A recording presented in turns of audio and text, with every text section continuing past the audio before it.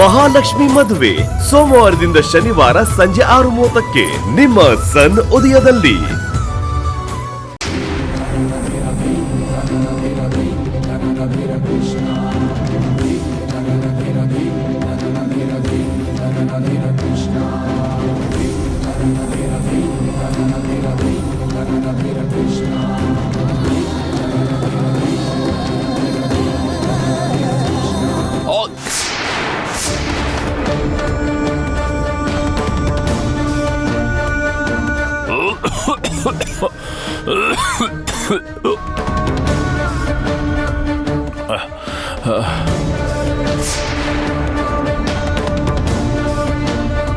ಏ ಸುಶಾಂತ್ ಸುಶಾಂತ್ ಸುಶಾಂತ್ ಹೇ ಏ ಸುಶಾಂತ್ ಏನಾಯ್ತು?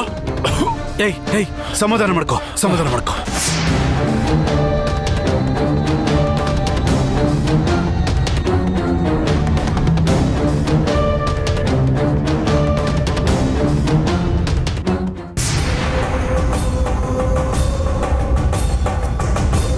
ವೀರಣ್ಣ ಸರ್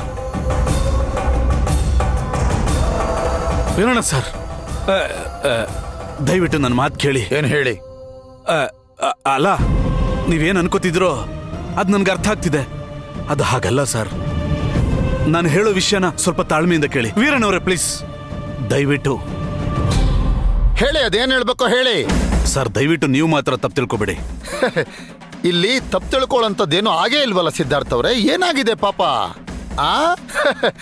ಏನಿಲ್ಲ, ನನ್ನ ತಂಗಿ ಜೊತೆ ಮದುವೆ ಫಿಕ್ಸ್ ಆಗಿರುವಂತ ನಿಮ್ಮ ತಮ್ಮ ನಡು ರಸ್ತೆಯಲ್ಲಿ ಹಗಲೊತ್ತಲ್ಲೇ ಕುಡಿದು ವಾಂತಿ ಮಾಡ್ತಾ ಇದ್ದಾನೆ.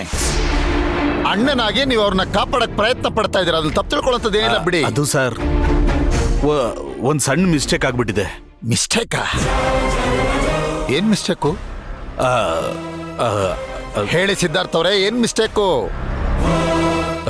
ವೀರಣ್ಣ ಸರ್ ಫ್ರೆಂಡ್ ಬರ್ಡೇಗೆ ಅಂತ ಹೋಗಿದ್ದಾನೆ. ಅಲ್ಲಿ ಎಲ್ಲ ಫ್ರೆಂಡ್ಸ್ಗಳು ತಮಾಷೆಗೆ ಅಂತ ಕೂಲ್ ಡ್ರಿಂಕ್ಸ್ ಅಲ್ಲಿ ಡ್ರಿಂಕ್ಸ್ ಮಿಕ್ಸ್ ಮಾಡಿ ಕುಡಿಸ್ಬಿಟ್ಟಿದ್ದಾರೆ. ಅವನ್ ಯಾವತ್ತೂ ಕುಡಿಯೋನಲ್ಲ, ನಿಮ್ಗೆ ಗೊತ್ತಲ್ಲ ಫ್ರೆಂಡ್ಸ್ ಜೊತೆ ಸೇರ್ಕೊಂಡಾಗ ಹೇಗಾಗುತ್ತೆ ಅಂತ. ಸ್ವಲ್ಪ ಜಾಸ್ತಿ ಆಗ್ಬಿಟ್ಟಿದೆ ಅಷ್ಟೇ.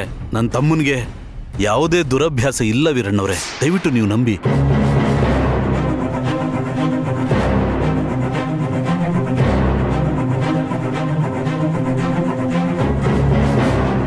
ಏನ್ ಸಿದ್ಧಾರ್ಥ ಅವರೇ, ಕಣ್ಣಾರೆ ಇಷ್ಟೆಲ್ಲ ನೋಡಿದ ಮೇಲೂ ನೀವ್ ಹೇಳಿದ್ದನ್ನ ನಾನು ನಂಬೇಕು?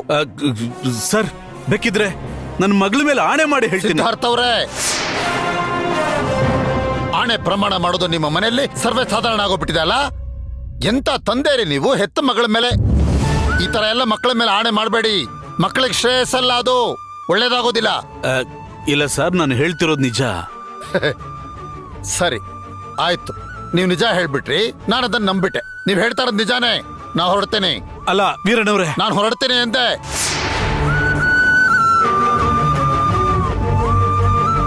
ಇವ್ರು ನಿಜ ಹೇಳ್ತಾ ಇದಾರಂತೆ, ನಾನು ಅದನ್ನ ಕೇಳಬೇಕು. ನಾನ್ ದಡ್ಡ, ನನಗೇನು ಗೊತ್ತಾಗೋದಿಲ್ಲ. ಇವ್ರು ಮಾತ್ರ ಬುದ್ಧಿವಂತರು.